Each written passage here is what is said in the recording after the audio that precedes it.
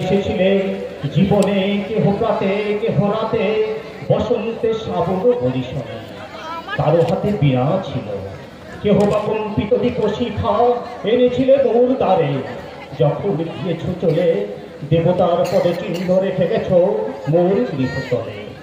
আমার দেবতা নিল তোমাদের সকলের নাম, রইল পূজায় মন তোমাদের সবারই প্রণাম। নমস্কার।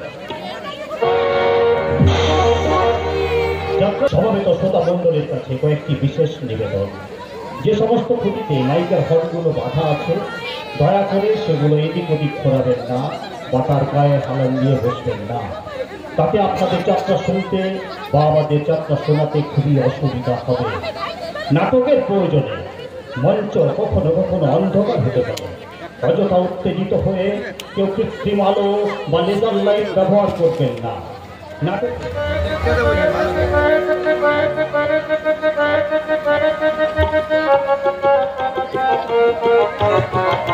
চলো চলো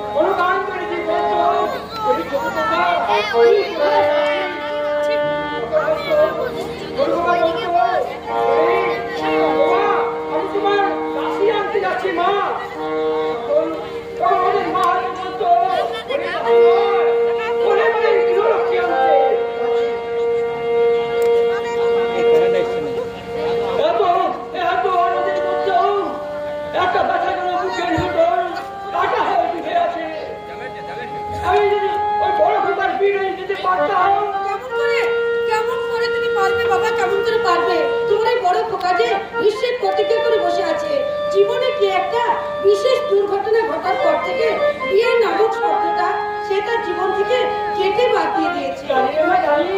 আর সেই জন্য তো ওর ব্যক্তিগত সিদ্ধান্তের উপর আমি হস্তক্ষেপ করতে এগোনি। কি ধরে মা, তোর তো বড়ই গাড়িতে যাওয়া ছিল, তোমাকে একা বাড়িতে রেখে দিতে আমার মনটা কিছুতেই সাই দিল না বাবা। তাই তো ছোটকে বুঝিয়ে সুঝিয়ে রাজি করিয়ে আমি তোমার কাছে চলে এলাম।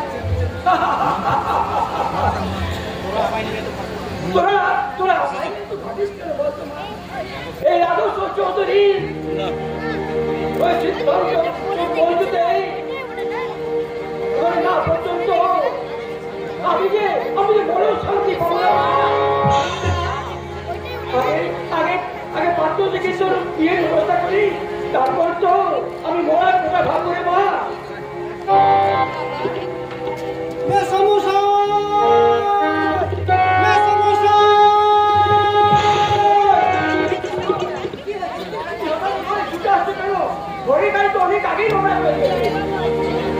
কিন্তু মাঝপথে হঠাৎ করে ট্যাক্সি কি হচ্ছে বলো বলো, ছোটদার ট্যাক্সি কি হচ্ছে বলো।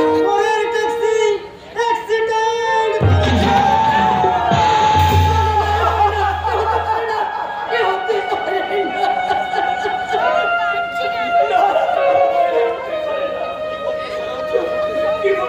কি বলে সাগর,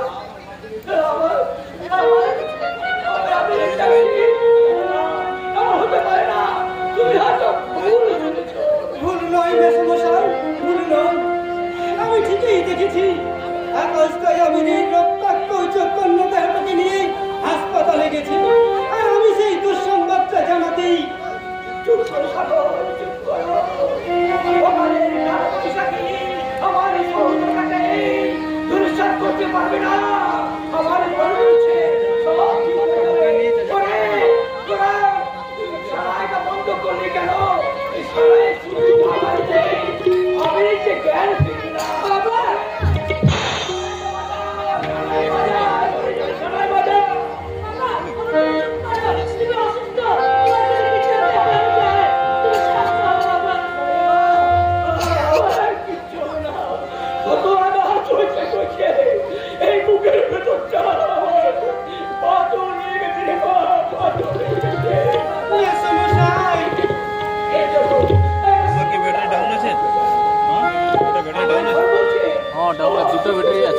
বাচ্চা যাচ্ছে আমি হয়তো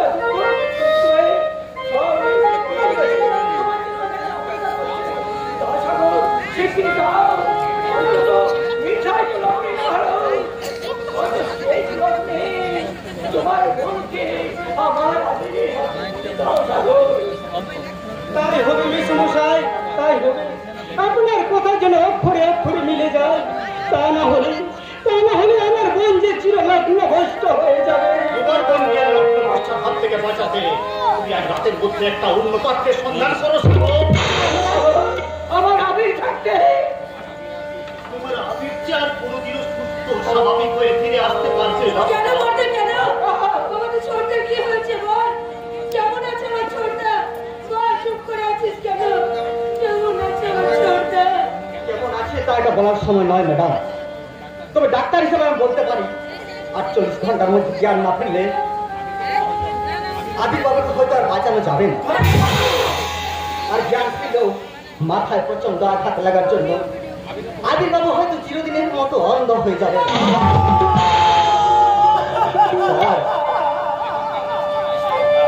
স্যার, এটা কান্নার সময় নয় স্যার। যেভাবে যেমন করে হোক আবির বাবুকে বাঁচাতে হবে। তার জন্য ইমিডিয়েটলি এক মতো রক্তের প্রয়োজন। হ্যাঁ, রক্ত। এমন দুর্ভাগ্য আমাদের, সারা ব্লাড ব্যাংক তন্ন করে খুঁজেও এক বোতল রক্ত পাওয়া গেল না।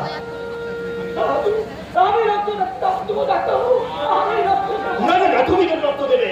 যত রক্ত লাগে আমি দেবো। আমি বাবু, রক্ত আমিও দিতে পারতাম, আমিও রক্ত দিতে পারতাম, কিন্তু আবির বাবুর গ্রুপের রক্তের সঙ্গে যদি আমার গ্রুপের রক্ত মিলত তাহলে আমার দেহের সমস্ত রক্ত বিন্দুটুকুও আমি দিয়ে দিতাম। কিন্তু এমনই একটা আনকমন গ্রুপ যেখানে 100 জনের মধ্যে একজনের মেলা দুস্থ।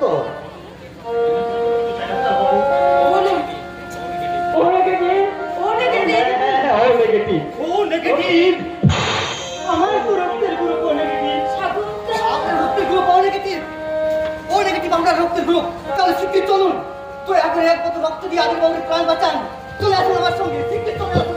আমিও তো আবিরের প্রাণ বাঁচাতে চাই, কিন্তু এর মধ্যে আবার কিন্তু কিসের? তুমি চলো, নার্সিং হোমে চলো। তুমি আর অমল করো না বাবা। আমি তোমার তুমি আমার রক্ত তুমি শিখতে দাও বাবা। ভিক্ষে বলবেন না মেসমশাই, ভিক্ষে বলবেন না। আমির আমার বোনের বাধ্যতা আর তার চেয়েও বড় পরিচয় ও আমার অভিন্ন হৃদয় বন্ধু। আর সেই বন্ধুর প্রাণ বাঁচাতে যত রক্তের প্রয়োজন হোক আমি দেব মেসমশাই, আমি দেব। কিন্তু আপনাদের সকলের কাছে আমার একটাই অনুরোধ। অনুরোধ? লগ্ন ভ্রষ্টের হাত থেকে বাঁচাতে আজ রাত্রে আমার বোনকে আপনি গ্রহণ করুন। আকাশ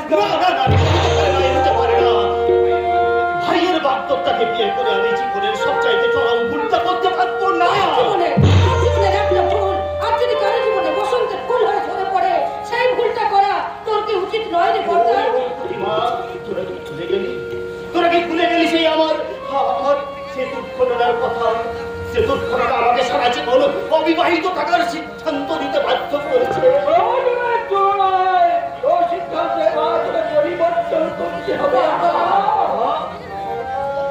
তুমিও এই কথা বলছো বাবা? আমি একথা বলতে বাধ্য হচ্ছি। শুধুমাত্র ওই আবির শুনলে নয়, ওই যে মেয়েটা বিয়ের সাথে সজ্জিত হলো তার নারী সমাজে তার সংগ্রামের কাছে ওই আবিরের তাকে তো বিয়ে করা। কিন্তু বাবা, আবির সুস্থ হয়ে ফিরে এসে যখন সব জানতে পারবে তখন আমাকে আগের মতো শ্রদ্ধা করবে বাবা। তার সমস্ত বিনয় ছড়ে মেরে আমার প্রাণ ভরে অভিশাপ দেবে না। না, আপনি কিছুক্ষণ আগে বললেন না যে আবির সুস্থ হয়ে বাড়ি ফিরে এলেও সে চিরদিনের মতো অন্ধ হয়ে যাবে। আর সেই অন্ধত্বের সুযোগ নিয়ে তার সাথে সবাই আমরা একটা নাটক। হ্যাঁ, নাটক। আবির কোনোদিন জানতেই পারবে না যে তার ভাগ্যত্ব তুফানি আজ তার দাদার বিবাহিত স্ত্রী। আবির কোনোদিন তুফানির কথা জানতে চায়? সংসারী ভারসাম্য রক্ষার অনিবার্য কারণে এত ভয়ঙ্কর সত্যিকে মিথ্যা করতে আমরা সবাই এক বাক্যে বলবো, বিয়ের দিন লগ্নভ্রষ্ট তুফানি আত্মহত্যা করে মারা গেছে।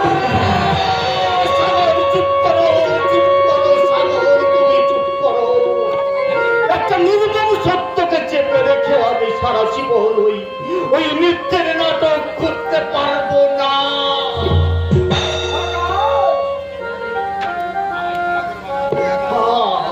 ক্ষমা করো বাবা, নিতান্তই নিরুপায় হয়ে আজ আমি তোমার কথা অবাধ্য হলাম।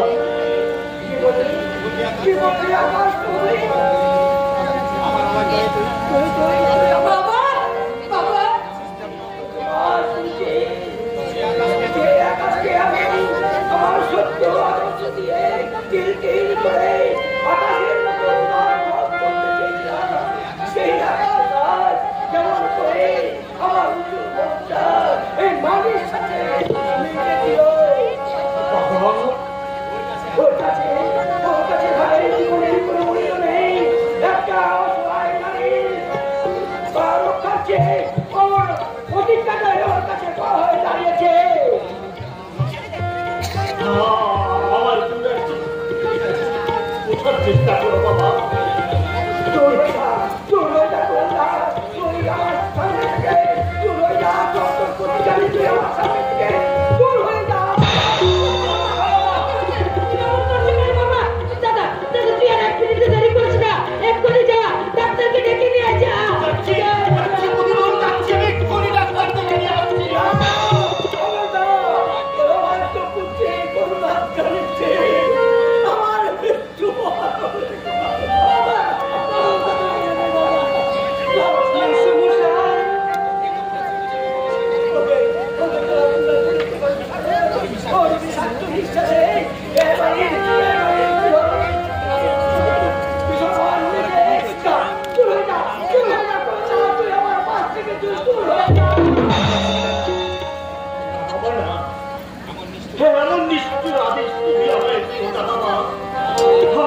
আমি কোনোদিন তোমার কথার অবাধ্য হব না। আমায় তুমি ক্ষমা করো বাবা, আমায় তুমি ক্ষমা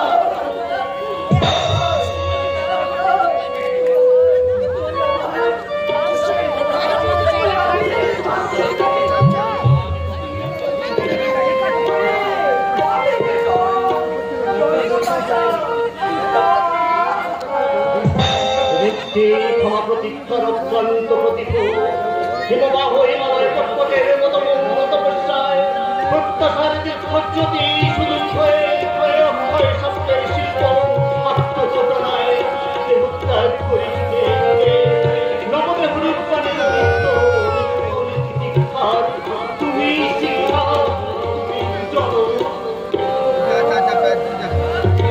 সত্য পিতা তত্ত্ব পিতাহি পরমন্তম পিতর মৃত্যুপন্নে প্রিয়ন্তে সত্য দেবতা।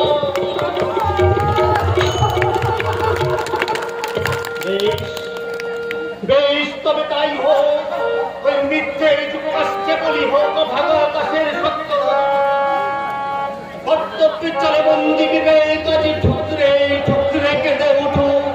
আমার ভিখারি আদর্শ হারিয়ে যাক ওই মিথ্যের স্রোতে, তবু তোমাদের সকলের মুখে হাসি ফোটাতে আজ আমি কথা দিলাম। ওই আমাদের ভাগ্যটাকে আমি বিয়ে করব। ধীরে ধীরে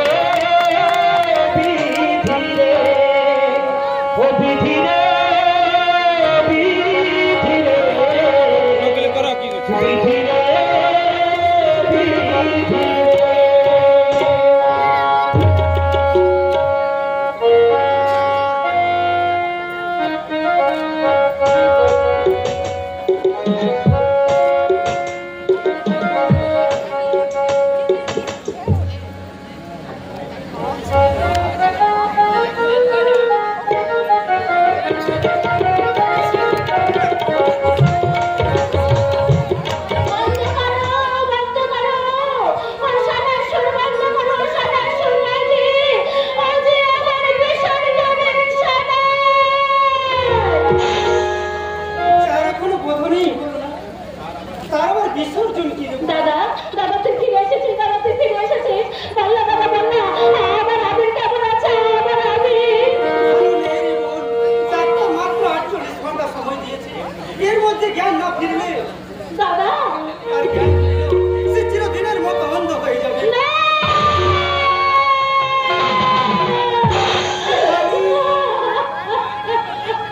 তাহলে আর কেন দাদা চালা কেন? সারা সুর বন্ধ করতে পারলে বন্ধ করতে বলা গেলে সজ্জা আমার এই আমাকে দোকানে নতুন বিয়ে সাজ করে নিয়ে তাকে নতুন করে সাজিয়ে দিই, লাচনা ভাষা বিজাবার সাজিয়ে নারে বোন, পোশাক পর্যন্ত নয়, তাই তো আবার নতুন করে তোমার জন্য নতুন পাত্র খুলে এনেছি। কি বললি দাদা? আবিরের অসহায়তার সুযোগ দিয়ে স্বার্থপরের নতুন আমার এই বড় মাল্লানের বেলায় তুলে দেবো না দাদা, আমি পারবো না। আবির ছাড়া আমার এই বড় মাল্লানের কাউকে তুলে দিতে পারবো না দাদা, আমি কাউকে তুলে দিতে পারবো না। 48 ঘন্টা পরে যদি কোনো দুর্ঘটনা ঘটে যায়, আমার মন বলছে দাদা আমি ঠিক সুস্থ হয়ে ফিরে আসবে। আমি অন্য হলে পরেও আমি আবিরকে আমি স্বামী রূপে মেনে নেবো না দাদা। কিন্তু সেদিন কি আমি তোর মতন একটা ভ্রষ্টকে বিয়ে করতে রাজি হবে? আত্মীয় স্বজন সমাজ সংসারের চাপে যদি তোর জীবন থেকে সরে দাঁড়ায়, দাদা তাহলে আমি আত্মহত্যা করে সব সমস্যার সমাধান করে দেবো না দাদা। আত্মহত্যাই যদি জীবনের একমাত্র পথ হতো তুফানি, তাহলে এই সুন্দর পৃথিবীটা একটা মরুভূমি হয়ে যেত না?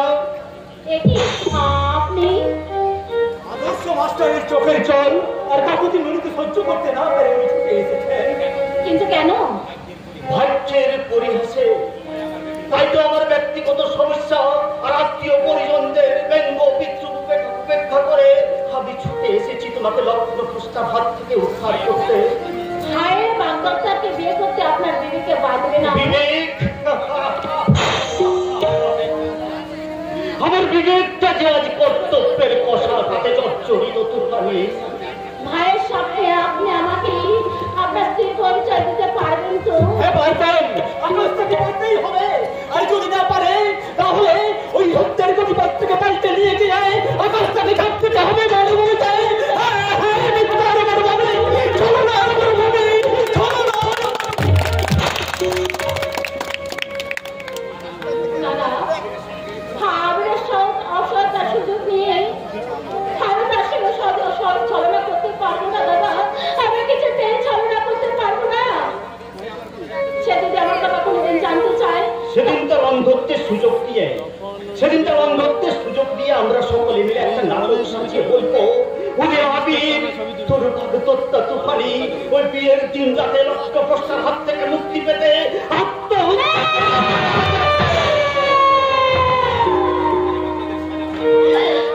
আপনার সাজানো নাটকে নৃত্যের নায়িকার শেষে খেঁচা খেঁচা উপহার দিতে হবে আমাকে। নিতে রাজি নই, আমি নিতে রাজি নই। তাই তো সবকিছু শাস্তি করে আমি আত্মহত্যা করবো, আত্মহত্যা করবো। আরে দাদা হ্যাঁ, এছাড়া যে আমার আর কোনো পথ নেই রে দাদা।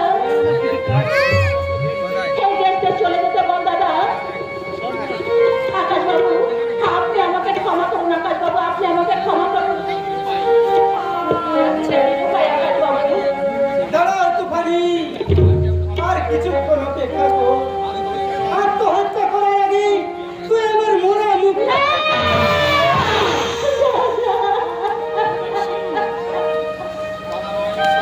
দাদা নই, আমি শত্রু। হ্যাঁ হ্যাঁ আমি তোর শত্রু। আমি কি তোর ভালো চাইতে পারি না, আমি শুধু তোর ক্ষতি চাই। একটু শান্ত হও ভাই। এরপরও কি শান্ত হওয়া যায় আকাশদা? ভাগ্যের বিড়ম্বনায় সবকিছু এলোমেলো হয়ে গেল। তার জন্য কি আমি দায়ী? হাত থেকে বাঁচাতে নতুন পথের সন্ধান করাটাও কি আমার অপরাধ? দাদা অপরাধ বলেই যদি তুই মনে করিস, তাহলে তুই তোর নিজের হাতে আমায় শাস্তি দে তুফানি। তুই তোর নিজের হাতে আমায় শাস্তি দে। তুফানি আমার কথাগুলো হয়তো নির্লজ্জের মতো শোনালেও আমি তোমাকে বিশেষভাবে অনুরোধ করছি ওই সাগরের কথা মতো তুমি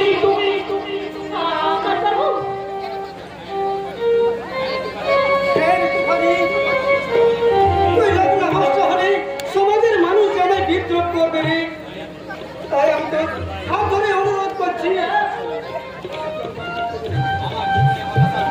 আমার জীবনে আমার হতাশা তুফান দিয়ে তোমরা বাহবা করে দেয়, তাই না? তোমাদের এই সৃষ্টিতে আমি এই নাটকে নতুন করে একটা চরিত্র তুলে দেবো, আর সেই চরিত্র হবে তো আমি কথা দেব, আকাশটাকেই তুই থাক সাগর থাক।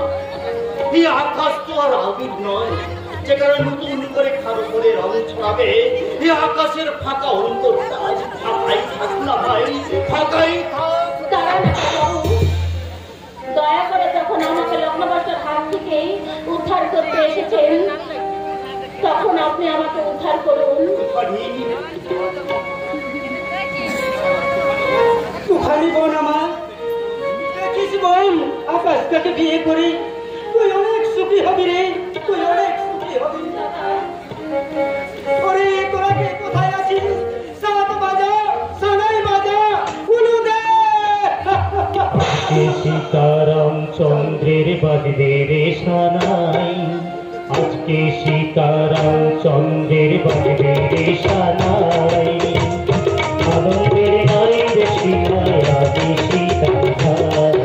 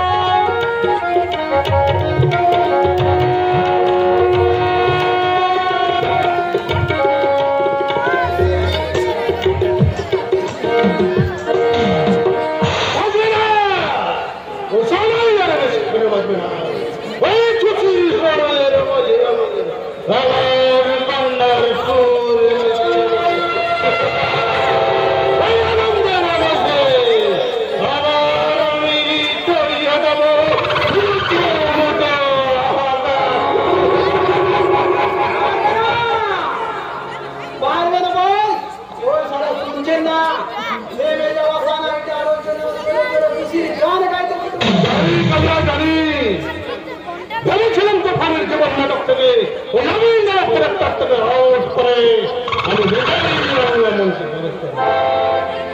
কিন্তু কেন জানে না ওই রাষ্ট্রীয় সারা বিশ্বের প্রতিজ্ঞা ভঙ্গ করে আমার জীবন থেকে তুফানিকে সরিয়ে নিল।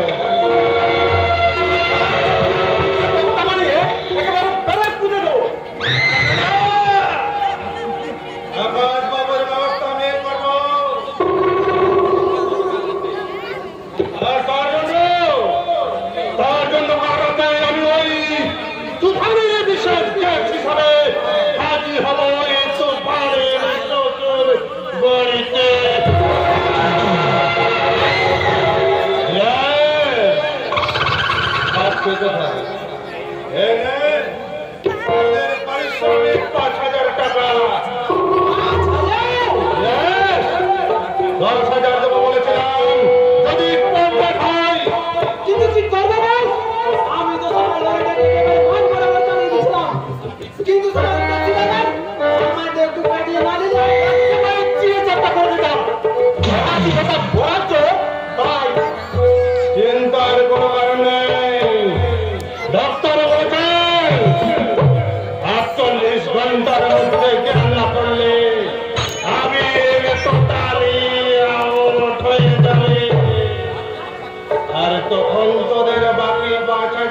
টাকা পকেটে চলে আসবে।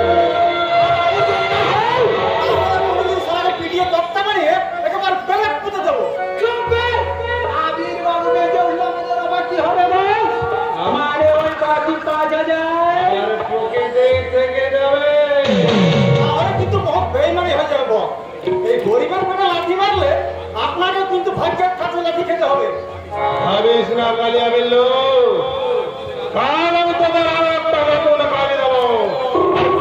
যদি সাকসেস করতে পারি তাহলে তোর আরো 10,000 টাকা পাবি। $2,000 টাকা। আপনার যে কোনো কাজ করতে হবে।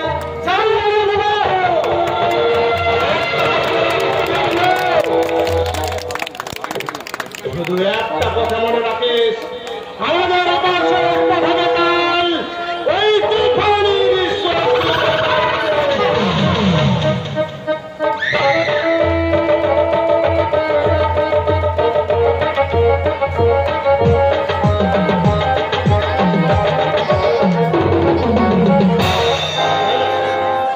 কখনোই তুফানিকে নিয়ে আমি মতো বেশি চাকরি করতে পারবো না।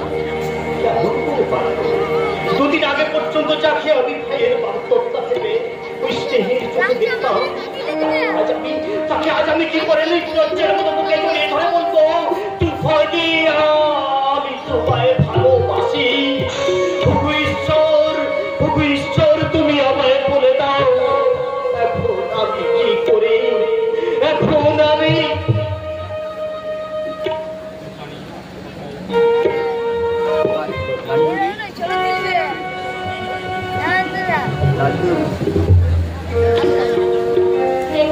তুমি কাঁদছো কেন?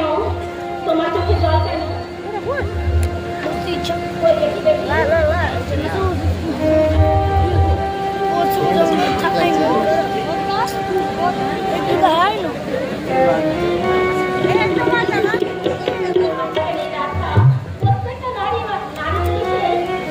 স্বপ্নের রাত আর এটা মধ্যনিশি রাত, আর আজকের দিনে কি কান্নাকাটি করতে আছে?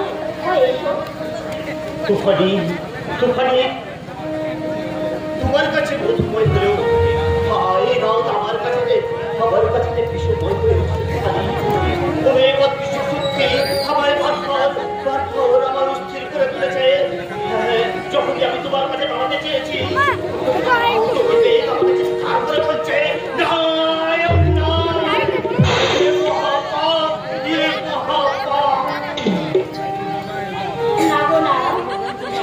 তুমি অমন কথা বলো না, অমন কথা বলো না।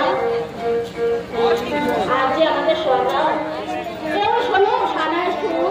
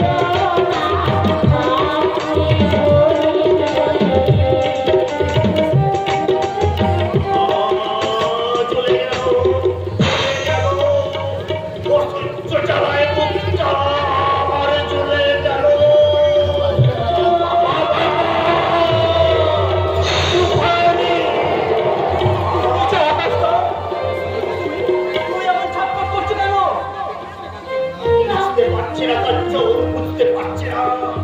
বুকের ভেতরটা কেমন যেন অস্থির অস্থির করছে, পেটের ভেতরে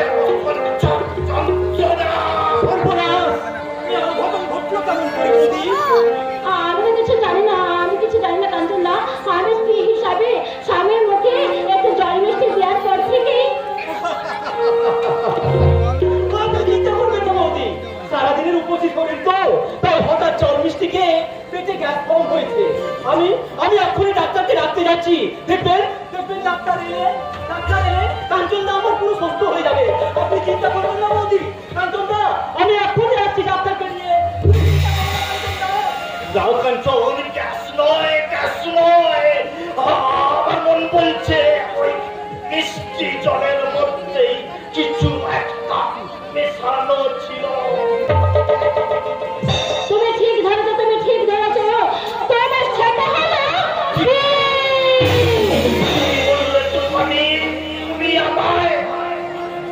নিজের হাতে আমি তোমাকে বিষ খাইয়ে দিয়েছি। তোমরা সবাই মিলে ভেবেছিলে আমাকে জোর করে তোমাকে তোমার সঙ্গে বিয়ে দিয়েছে, কিন্তু না, তোমাকে আমি কখনো আমি আমার স্বামীর মতো মেনে নিতে পারবো না। কারণ আমি ছাড়া আমি কাউকে ভালোবাসি না, কাউকে ভালোবাসতে পারবো না। তাই তো চিরদিনের মতো আমি তোমাকে বিষ খাইয়ে দিয়েছি।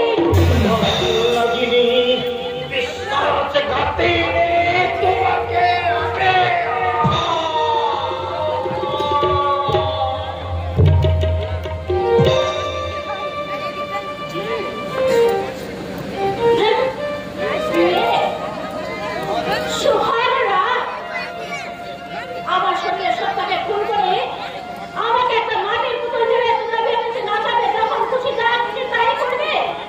আর আমি বোবা দর্শক পেয়ে আমি শুধু চোখের জল দেব, তাই কখনো করে না। আমি বিষ খাবো, এবারে আদর্শ প্রতির সংসারে আমি বিষ খাবো। এই সংসারটাকে আমি এবারে মতন শেষ করে দেবো।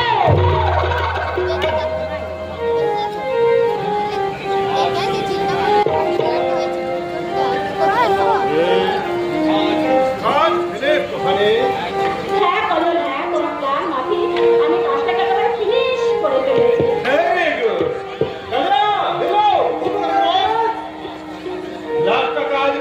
আজ রাতে নদীর জলে ভাসিয়ে দিবি না।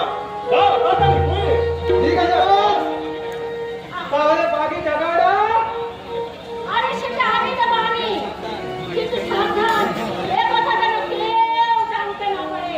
পারবে না ম্যাডাম, পারবে না। এই কালিয়া যার জীবনে কাল হয়ে আছে, তার জীবন কখনো সকাল হয় না। আর বেশি দেরি নেই গুরু, জলদি চলো। কাম খতম না করতে পারবে কিন্তু পয়সা হজম হবে না। ঠিক আছে, তাই চলো।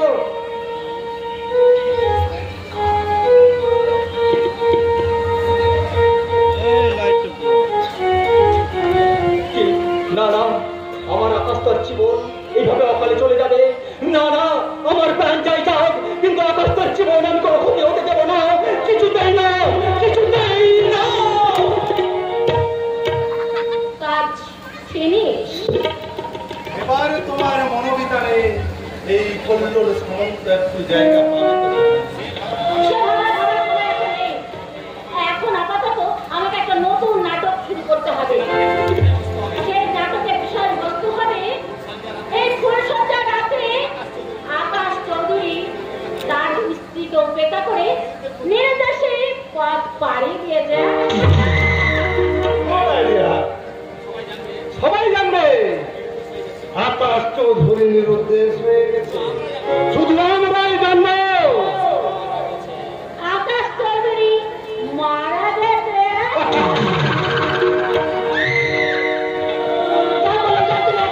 চলে যাও, এবার আমাকে তুফানি জীবনে এবার একটা নতুন নাটক সাজাতে হবে। যাও যাও যাও, তুমি এখন এখান থেকে চলে যাও।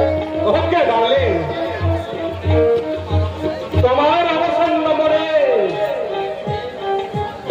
শান্তনার বলে আমি সব সময় ready. Bye darling, good night. আমি কি করলাম? আমি নিজের হাতে নিজের সিঁদুরটাকে মুছে দিলাম। না না, আমি ঠিক করেছি, আমি ঠিক করেছি। আমি ছাড়া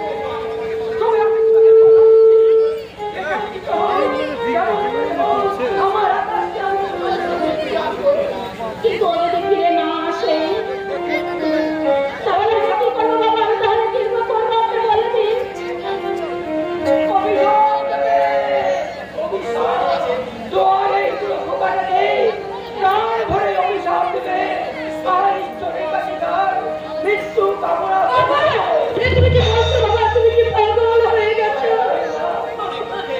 আমি এগুলোকে প্রমাণ করছি মা।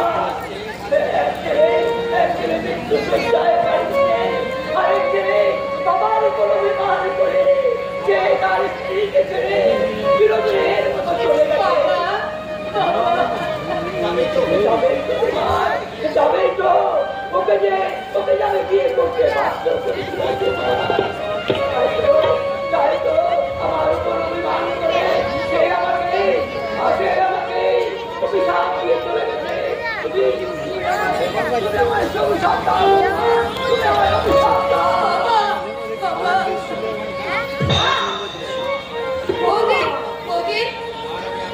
তারা আপনি জবাব দিন, কেন আপনি আপনার ছেলেকে বিয়ে করতে বাধ্য করেছিলেন? সেদিন রাত্রে আকাশে বিয়ে না হতো বৌমা, তুমি কি লগ্ন হত্যা করেছিলে? লঙ্কা ভর্তা হলেও আমার জীবনে আর রাতে রাতে ভাবে আমাকে কাঁদতে হতো না। আর যদি আমি ঠিক করে বাড়ি ফিরে আসি, তাহলে আমি কেমন করে তার সামনে গিয়ে দাঁড়াবো? কেমন করে আমি তার সামনে গিয়ে দাঁড়াবো? আপনি বলুন বাবা, বলুন। তোমাকে কোনো পরিচয় দিতে হবে না বৌমা। আমি সামনে সমস্ত কিছু তোমার পরিচয় রাখো। আমার মা এর আগে একটুখানি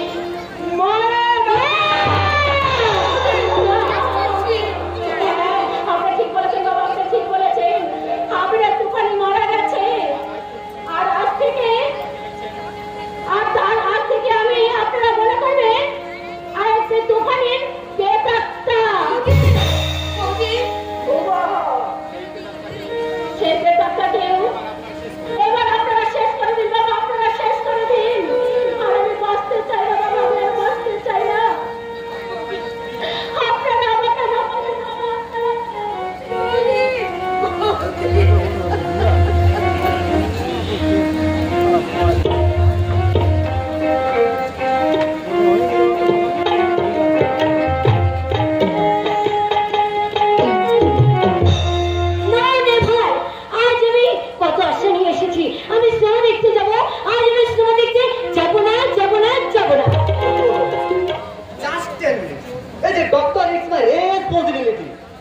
তুমি শুধু কাঁদতেই থাকো।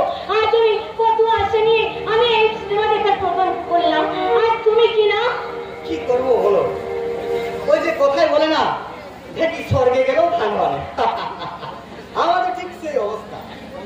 একটা কল ছিল কিন্তু কিছু পাচ্ছিলাম না, তাই ভাবলাম সিনেমা যাওয়ার পথে পেশেন্টটা দেখে যাই। কেমন? যা খুশি তাই করো। তবে তোমাকে আমি একটা কথা বলছি দাদা, সিনেমা স্টার্ট হয়ে গেলে আমি কিন্তু সিনেমা হলে যাবো না, যাবো না, যাবো না। ওকে মাই সিস্টার। মানুষ যে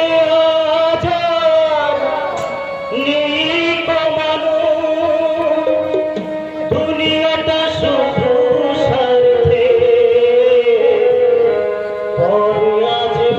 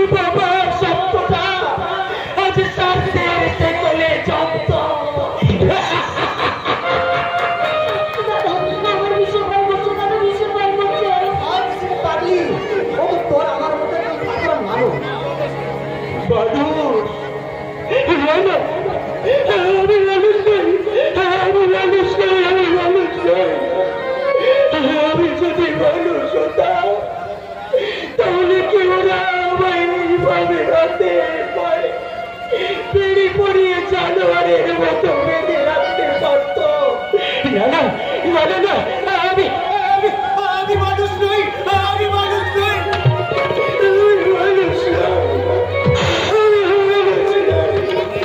আমি মানুষ নই।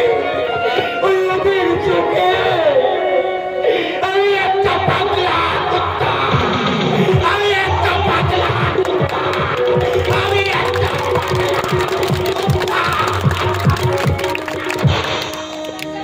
স্টপ না ডাক্তার, আজ সকাল থেকে পড়া একটু বেশি অস্বাভাবিক আচরণ করছে। তাই আমি আপনাকে ফোন করছিলাম, কাইন্ডলি ওকে যদি একটু ভালোভাবে চেক আপ করেন।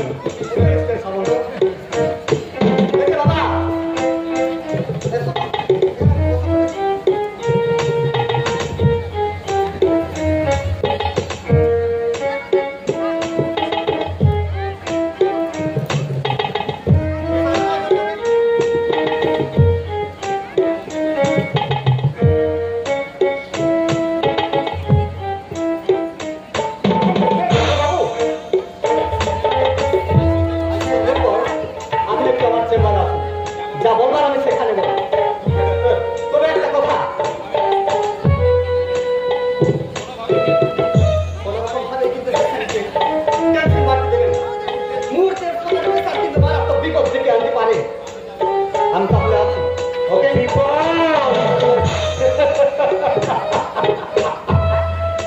ওই মৃত্যু ছাড়া, ওই মৃত্যু ছাড়া কোনো বিপদ হতে আমার উদ্ধার নেই বাবু। ওই মৃত্যু ছাড়া কোনো বিপদ হতে আমার উদ্ধার নেই। তাই তো আমি ওই জগদীশ্বরকে ডেকে ডেকে বলি, ওগো ঈশ্বর, তুমি আমার জীবনে একটু শান্তির প্রদীপ চালাও, তুমি আমার মৃত্যু দাও, তুমি আমার মৃত্যু দাও, তুমি আমার মৃত্যু।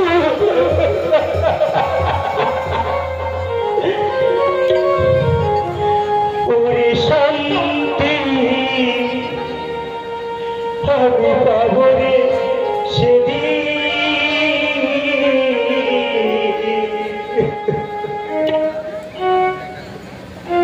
আমি বাঁধব শ্মশানে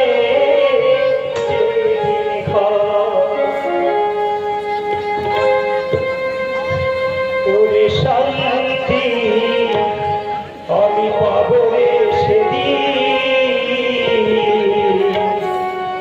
আমি বাঁধব শ্মশানে যেদিন ঘর। ওই আমার আলোয় ভরা আঁখি দুটি পলকে দাও ঢাকি, হয়ে যাবে সব কিছু আমি বাঁধব শ্মশানে যেদিন ঘর। শান্তি পাবো রে সেদিন,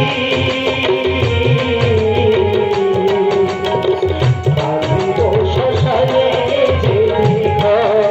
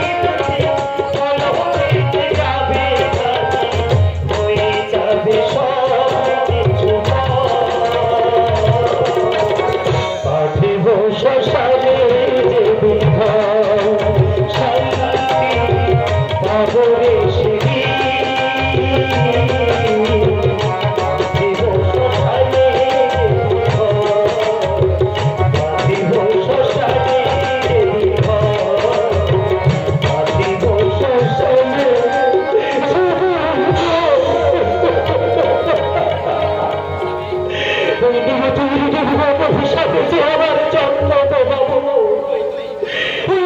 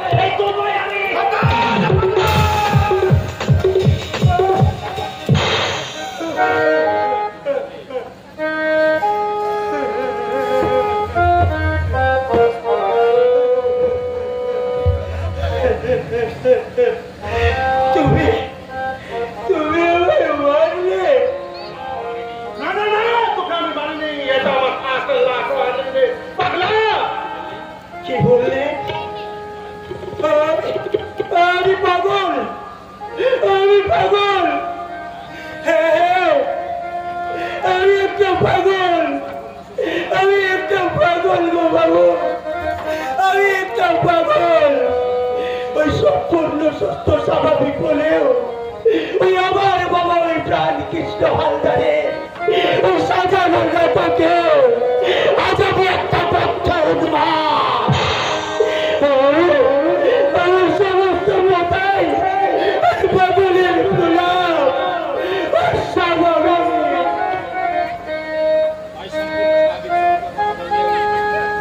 তাই সম্পূর্ণ সুস্থ স্বাভাবিক কথা বললেও কেউ তোর কথা বিশ্বাস করবে না রে পাগলা। তাহলে তাহলে তাহলে এই পাগলা যদি তোকে নিজের হাতে খুন করে রে শয়তান, সেটাও বুঝি সবাই এই পাগলের পাগলামি বলে মেনে নেবে। তাই না?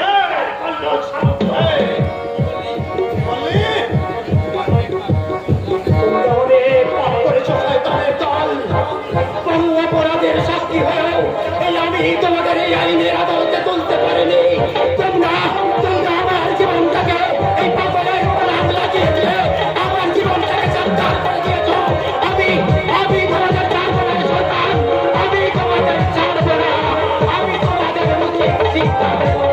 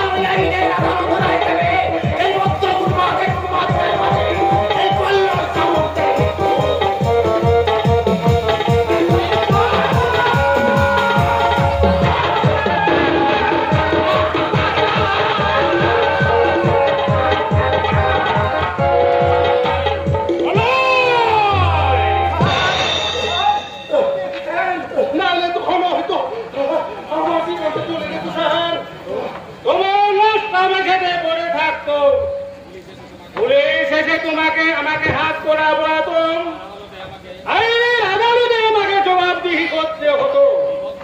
এই ভক্ত উন্মাদকে পাগলা গারদে না পাঠিয়ে বাড়িতে রেখেছি কেন? হরে কৃষ্ণ। কি বলছেন স্যার? কিন্তু করবোটা কি বলো তো ম্যানেজার? পাগল হলেও তো আমারই একমাত্র সন্তান, ওকে কি আমি পাগলা গারদে পাঠাতে পারি? ওর বাবা হলে তুমি দুঃখ পাও না ম্যানেজার, সুস্থ হলে অনুযায়ী তোমার কাছে ক্ষমা চেয়ে নেবে। হরে কৃষ্ণ হরে কৃষ্ণ। সুস্থ কি তোমরা আমায় হতে দেবে গো বাবা? তুমি সুস্থ না হলে আমার এই এত বিষয় সম্পর্কে কে ভোগ করবে বাবা? তাছাড়া ডাক্তার বাবু বলেছেন আর কয়েকদিনের মধ্যে তুমি সম্পূর্ণ সুস্থ হয়ে উঠবে। আমি তোর বিয়ে দেবো, তুই সংসারী হবে, আর সেই সংসারের মাঝে আমি হরে কৃষ্ণ। বাবা সকাল বিকাল ডাল খেলে মাথা ঠান্ডা থাকে। এ বাবা খা। হরে কৃষ্ণ হরে কৃষ্ণ হরে কৃষ্ণ কৃষ্ণ কৃষ্ণ হরে হরে, হরে রাম রাম রাম হরে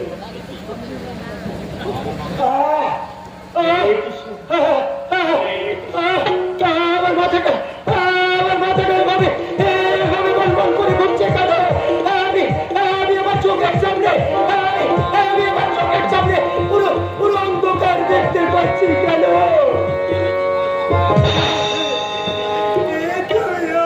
কি খাওয়ালি গো বাবা? অমৃত পান করলে স্বর্গ সুখ উপভোগ করা যায়। আমি আর সোজা হয়ে দাঁড়াতে পারছি না কেন? আমার সমস্ত শরীর আমার চলে যাচ্ছে কেন?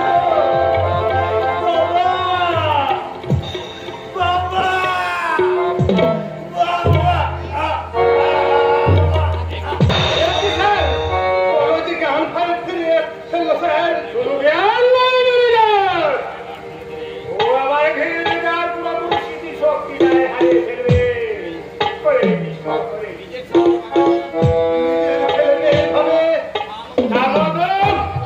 ওই ছেলে যখন আমার নিজের স্বরূপটা জানতে পারলে তোমার বলে কি আমার মাছ দেবে না ভেবেছ?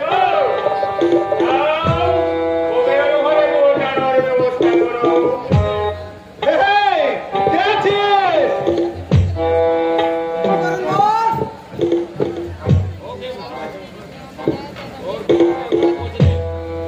ওকে ওর ঘরে পৌঁছে দে। ঠিক আছে বস, এক্ষুনি আমরা পৌঁছে দিচ্ছি।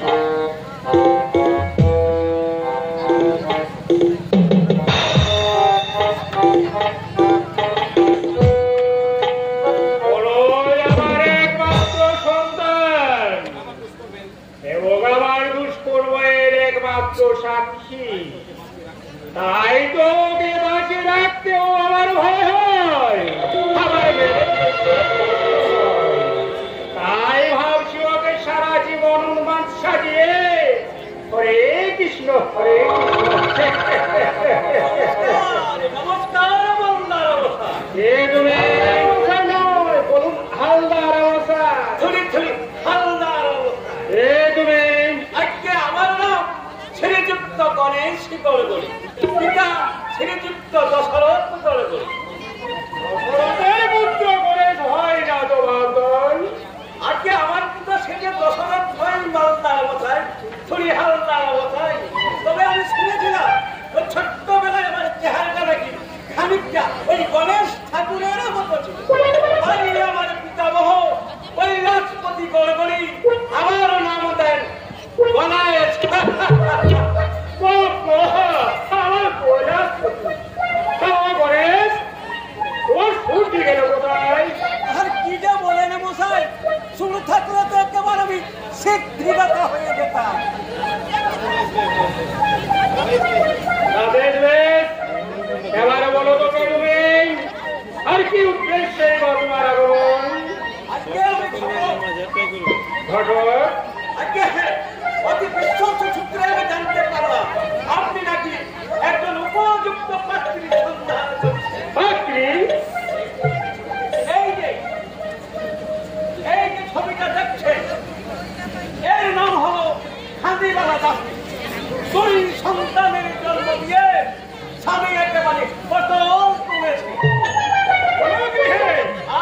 আর এই যে ছবিটা দেখছেন, এও বিধবা, নাম তারা কালিতারা। দুজনের বয়স প্রায় 45-এর মধ্যে। এ দুজনকে আপনার সাথে মানাবে ভালো। এই তো পরে গেলে না আমার জন্য পাত্রী। এই খাদিবালাকে যদি বিয়ে করেন, দুটো বাচ্চা ফ্রি করেন। আর কালিতারাকে বিয়ে করলে একটা বাচ্চা ফ্রি। এবারে আরে মশাই, এখন তো হয়ে গেছে ফ্রি যুগ।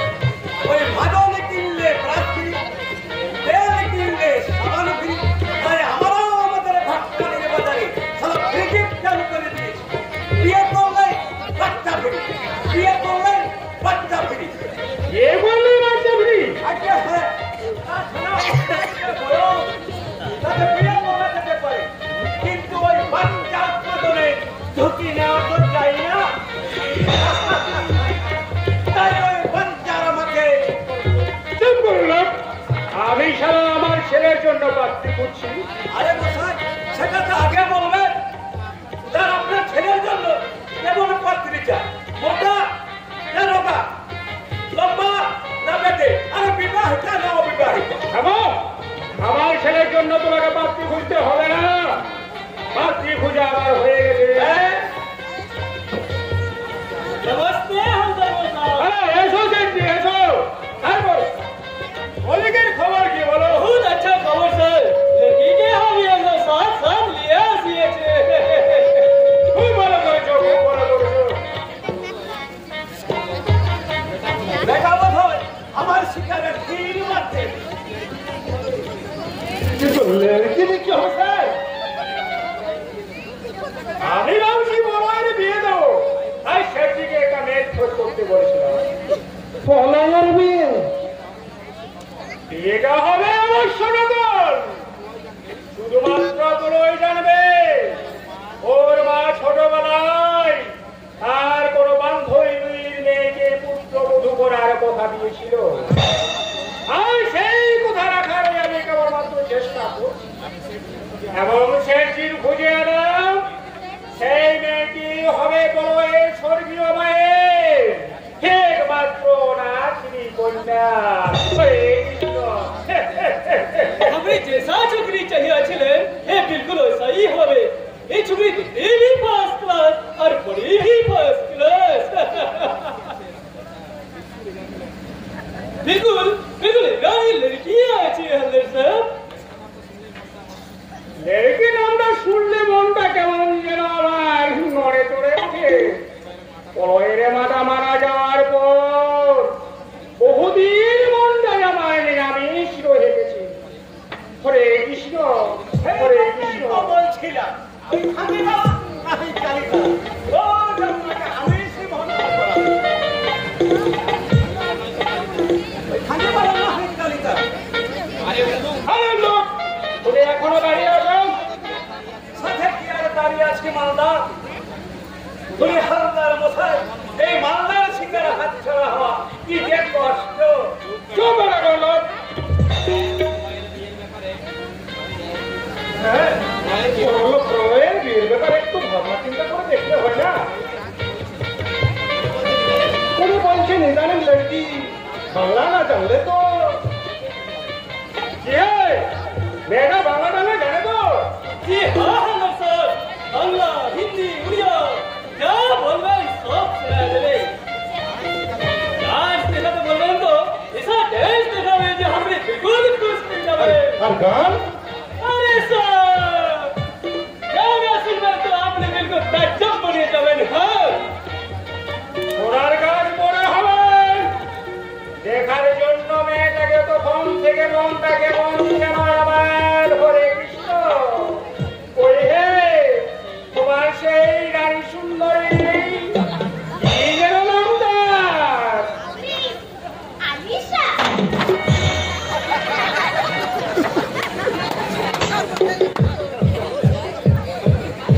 আলিশা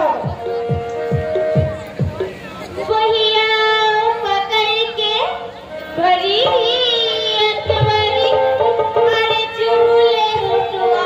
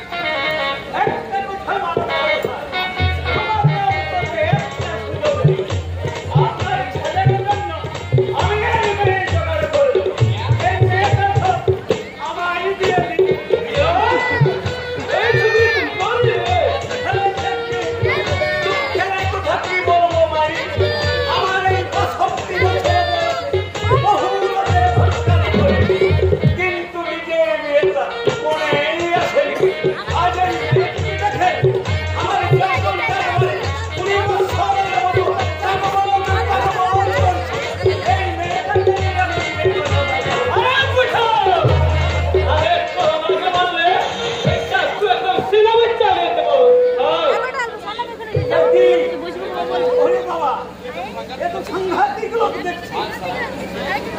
হাই স্যার তুমিও রাখো, শুনে রাখো শেখ। এই গ্রামে থাকে, তবে আপনাদের মতো ফাজিল তো আমায় কিচ্ছু করতে পারবে না। আসি প্রাণেশ্বরী, টাটা, বাই বাই, আবার দেখা হবে। পাগল একটা। এরকম হচ্ছে। আমাকে কিসের জন্য আমাকে নিয়ে আপনারা কি করতে চান? আমার ছেলের সঙ্গে তোমার নকল বিয়ে হলো। আজকের রাত্রে আমার বেডরুমে হবে তোমার ওভার ডিউটি। Over duty? আর তার জন্য তুমি পাবে প্রতি রাতে 500 টাকা করে পাবে। 500? হ্যাঁ 500। তাহলে আমার প্রস্তাব রাজি? হ্যাঁ হ্যাঁ হ্যাঁ স্যার, আমি রাজি। হরে কৃষ্ণ হরে কৃষ্ণ হরে কৃষ্ণ।